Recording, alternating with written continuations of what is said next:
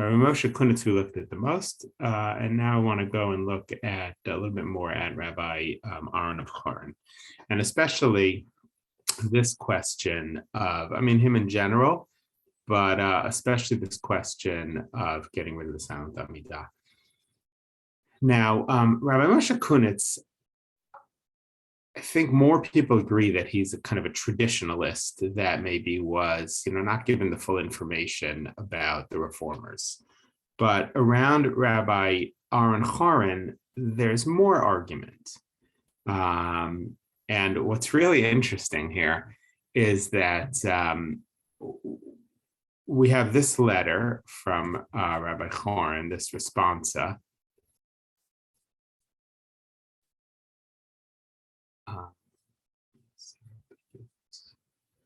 called Kinat HaEmet, calls it zealousy for truth. And they've basically asked him, all of the questions. Again, we had talked a little bit about why it's interesting who they ask what questions. It doesn't seem that they had asked Rabbi Moshe Kunitz the question of prayer in German. But Rabbi Chorin, now maybe this is because he's a little bit more open-minded, they seem to ask him, and he sort of repeats the way he does it. Take a look. He says, he begins with a sort of a welcome and introduction. And then he says, Vata Eshtas Tukid Bikirbi. The fire of knowledge burns within me. Barichi Barzel Midalte Pi Hamik Betamem Lishoni Chutza. Going to take the words out of my mouth outward. I want to save the truth from those who are trying to pervert it. Now, of course, one person's perversion is another person's truth, right? Everybody says that, whatever side you're on. And I'm going to delve into this question of Im tov lehit palel b'lashon hakodesh. Is it good to pray in Hebrew? If your lips are moving, but your heart doesn't understand what you're saying, right? There's an assumption here that the Germans who are praying in the Hamburg temple, and maybe most Jews at this time, know how to pray in Hebrew, but they don't understand it. And that is probably true. Or is it better to pray in the language you understand? Without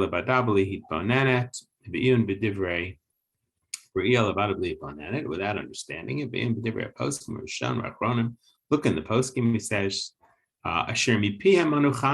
they always say that, from whose mouths we live, to do the mitzvot. The main prayer is in the heart. And you have to know before whom you're praying and to whom you're praying. And therefore, so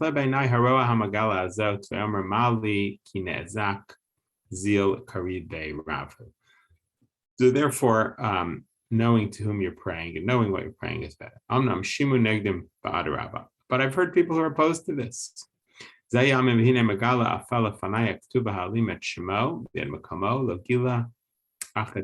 going to say who, but this is what the person has written.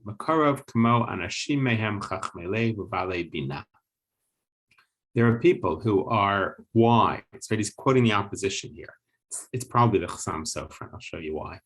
There are people who are wise. And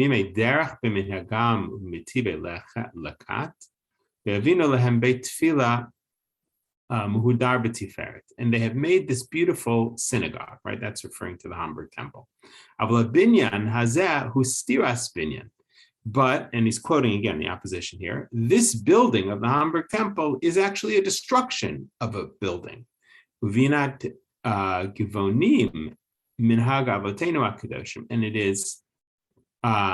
it is a building that is undermining the custom of our ancestors. They are saying Psuke de Zimra in German. And they have musical instruments. And then now he's listing all the arguments of the opposition. They've given up the holy language for prayer. They're bringing instruments into the synagogue. It's lo siskodedu. We've seen these criticisms before. It's making the Jews into groups. You have one group doing one thing, one group doing another thing, because they are diverging. Pritzim getter shagadra. They are breaking through a barrier because they want to get rid of the silent Amidah. And they want to have the Shliach Tzibur just begin out loud, just pray out loud. So it's funny, it's so different than us because we want to get rid of the public Amidah, they want to get rid of the private Amidah. We need to raise a voice of crying against these people who just want to go and do all these terrible things. And so then he says,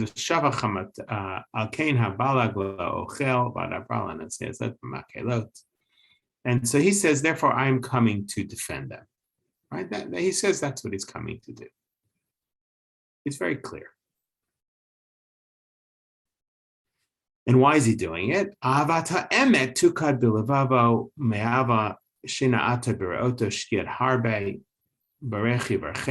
It's true, I might make mistakes, but I'm doing it out of love.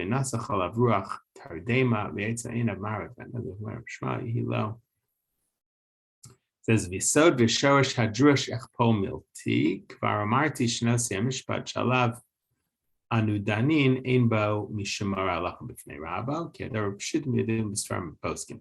He's saying this is not in the category of his own Rebbe, of course, was a very traditional man. He says this is not in the category of going against the halachic decisions of my Rebbe, because these are things that I'm just laying forth things that are very clear to everybody, that are in the books already. Amnam akaveh lebal hagmulot titbarach ki avo al schari v'lanofel anochi ba'avodati. I ask that God should guide me and that I shouldn't make any mistakes. This is all common practice here. Be strong. Okay, and then he says chizku v'imtzu. He says we need to be strong. Don't let your hands become weak. There is reward for your work. God will fight for you. So he begins with a general rule from the Gemara. Right here, he's doing a halachic thing that we've seen before. Tefillah b'chol lashon. Prayer can be in any language. That's a quote from the Mishnah. We saw it. Uma ne'amu midavash v'nofes tzufim lachechi tedvar marim b'shoshanim. Prayer is supposed to be something that's sweet on the lips. Al mishkanot haroeh. We've seen this Mishnah. Okay, so that's what he does with prayer in any language. That's very clear, because that's a Mishnah. Now, we had seen arguments about, well, maybe that's only in private prayer, maybe it's not public prayer. We've seen all kinds of things. But there is a Mishnah that says it.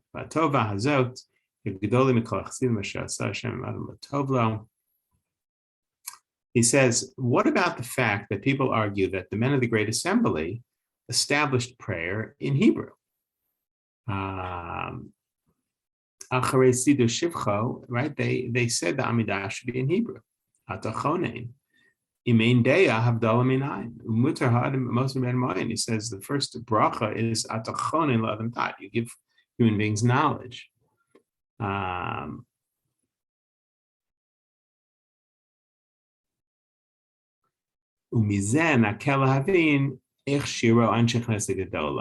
makes an interesting argument. He says, why did the men of the Great Assembly say that prayer should be in Hebrew? The reason that they did this, and the reason that the first blessing of the Amidah, of the interior blessings, not the first three and last three, is about wisdom, is so that we should know what we're saying. We if we're just saying things, we don't know what it means, that's a violation of atachoni la'adam dat. You give human beings wisdom. You have to know what you're praying. You have to know what you're asking for, what you're praying for. Zosi kartitza elikim b'nezet shemen elikim mishchat elikim. Then he says,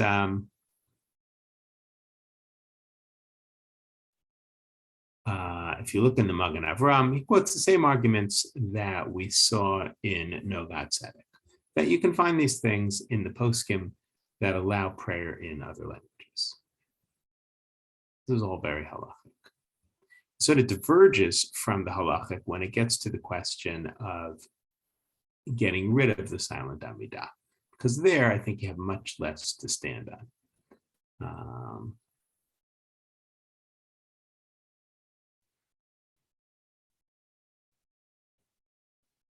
Okay,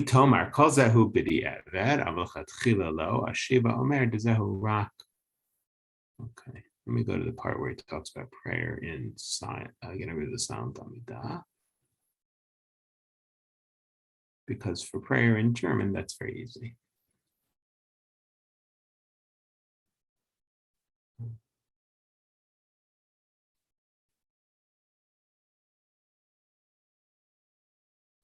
It says they're only doing okay.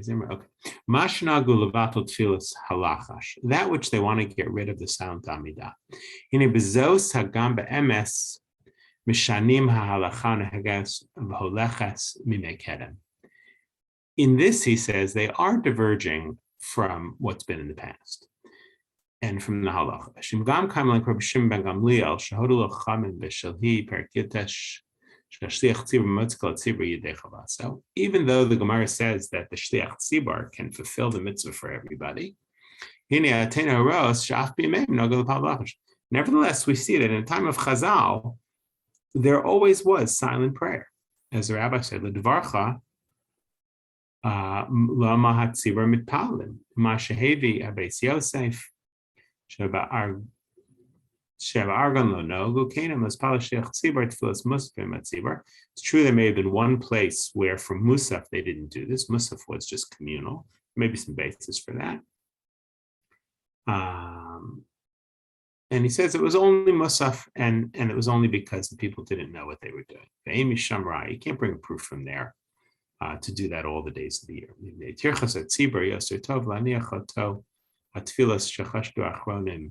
Bisman,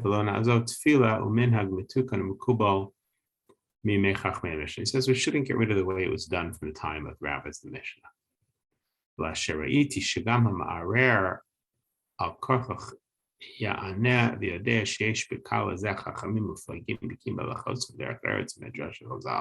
There are among the reformers people who know a lot. So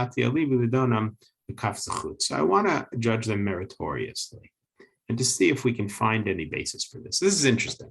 Right now, ironically, it's easier to allow prayer in German or an organ in the shul than it is to get rid of the silent amidah.